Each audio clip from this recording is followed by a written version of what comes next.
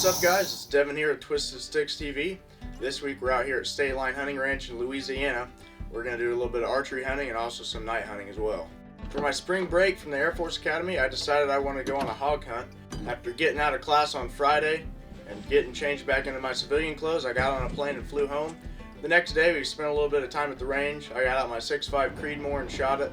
Got decided then I didn't really plan on using it, but just in case, I wanted to have it ready. You never know what's going to happen when you're hunting. We also hit up the archery range. Me, my dad, and my brother all sighted in our bows and we're just shooting a little bit. I got my Black Eagle arrows set up. I'm shooting 350 spine rampages, about a 400 grain arrow when it was complete, so I'll be zooming in there ready to smack some hogs.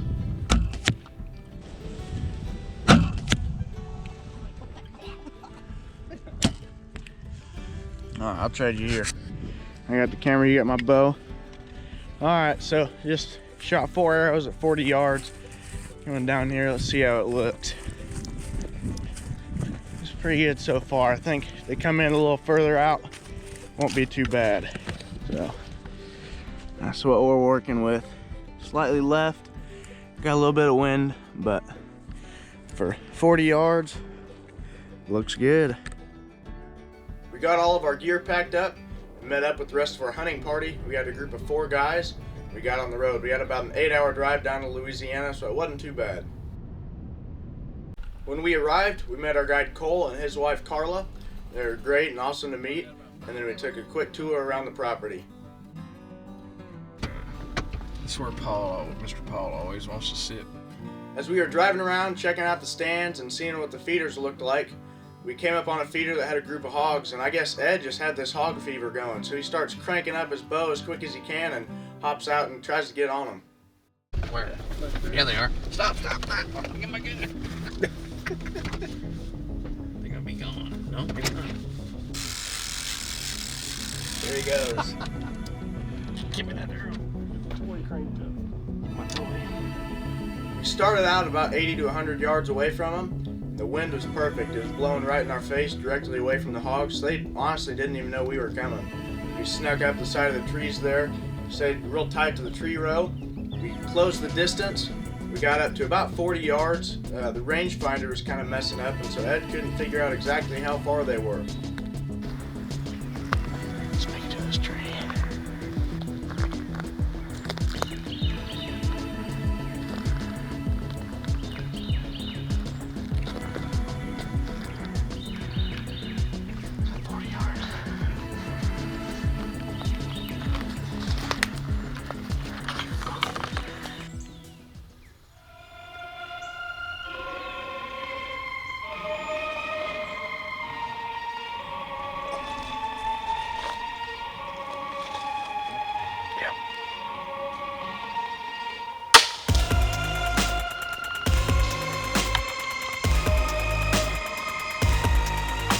Got him or not. I think I shot over him. Man, he smoked that thing, and I mean he literally smoked it. Look at the footage. You can see as the arrow grazes the hog's back, there's a little bit of smoke coming off. Although the shot wasn't fatal and it didn't hurt the hog at all, we still had high hopes as it was still the first day. We had 2 more days to go, and so we went ahead and headed back to our lodging place, got our gear all put away, and then we headed out for a night hunt later that evening. With standard camera equipment, it's not real easy to video during the night, and so what I actually had to do is I took my cell phone and took a picture through the thermal scope, and so you'll see a little bit of footage there that's coming through the scope, but I didn't get any of the shots on film because I didn't have any way to film it.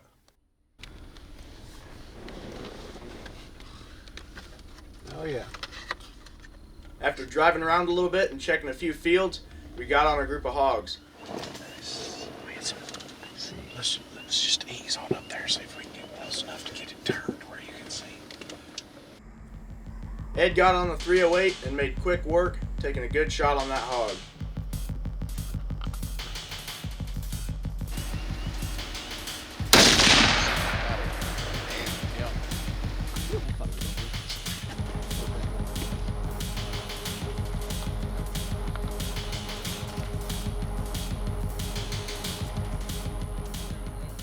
Hello everyone, it's my first hog I've ever killed. We're down here in Louisiana at the State Line Ranch hunting with Cole here. We got in town just a little bit ago, came out, got everything around, and showed up, and he put us right on the hogs, just right out of the gate. Just got out with a thermal imaging rifle, found some hogs, took the shot about 65, 70 yards. Hog went down, and the rest is history. So appreciate it. We're using this nice thermal imaging scope. Makes a world of difference. 308 caliber rifle. We went ahead and drove around the property to see if we could find another hog for me to shoot. And sure enough, we checked the feeder and there were hogs under it. I got out, got set up, got the thermal imaging scope on them, and the next thing I know, there's a big bang in the vehicle. Eddie dropped his flashlight. We decided to set at a hog feeder that was getting ready to go off about 11 o'clock. And sure enough, after getting to the stand, what did Eddie do? His phone went off. It was becoming apparent Eddie really didn't want me to get a hog. Yeah. Darcy is looking at the thermal imaging scope. I'm excited. He's being choosy on the pig, and I looked at him. Oh, you really couldn't see because it's pitch black. So I said, "Give me this. Give me the gun. I want to get a pig." So I pulled up, shot the pig. Then it seems like when his turn came, that we wouldn't. I didn't want him to get a pig, which I did want him to get a pig, but it doesn't seem that way. Right. So we get set up on a new location in the blind. I'm standing out on the back porch of it, you could say. And what happens? He's on the hogs. My phone rings. Shut that off. This is why I don't hunt with Eddie. Yeah, absolutely. I'm starting to figure this out. I want to kill something once in a while. Well, then I did. I'm sitting there, I was asking him, I said, "Now Eddie, you did get a bullet in the chamber, didn't you? Because if we decide to shoot this hog, I'm going to have to be able to complete the deal." And he said, "Oh yeah, no problem, right?" I took took my shot, jacked the shell out. I thought it was loaded. So after watching this hog for maybe 5 minutes, we said, "Okay, he's big. Let's go ahead and do the deal." So I get the scope on him, squeeze the trigger, And click. He's gone. Is he? Actually. Are you kidding me? You can't make this stuff up. I turned around to look at him and said, "Eddie, what in the world?" Which I couldn't see him either because it's pitch black. Pitch black. And I turned around, look in the scope, and the hog's gone. We were almost ready to leave the stand when all of a sudden, here he came back. Yeah, he just turned again.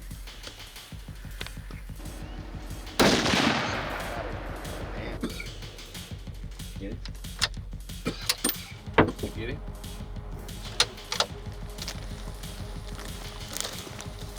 Oh, damn.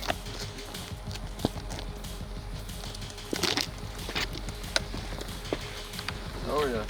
You got some tests on him too. To ear cutters, man. Oh, both sides are good too. Good job. Nice. We're night hunting. The first night we're down here. Hadn't really even planned to hunt tonight, but Cole said, "Let's go get him before it rains tonight." We decided to go in and set at this stand. The feeder was about to go off. So we sat there. A little bit after the feeder went off, this guy came in. Looking through the night vision, it's hard to tell how big they are. We thought he was smaller, but he actually turns out to be a pretty nice boar. And we got a little bonus here. Somebody had just shot him with an arrow, and that's the arrow sticking out of him. They're definitely tough running around with an arrow hanging out of him.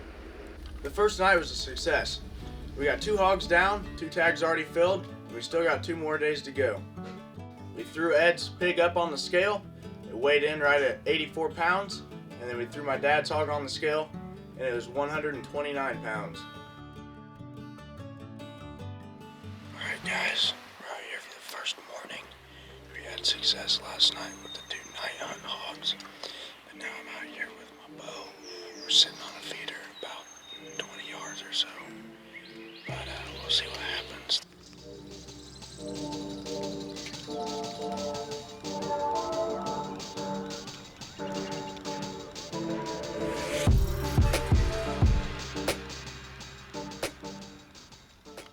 The first morning we didn't see much, so there's just squirrels kind of running around at the feeder eating up our corn.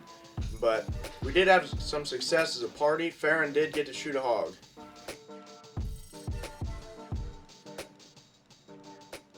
Well, thank you guys for tuning in this week. We still got more hogs to kill, so look out for part 2.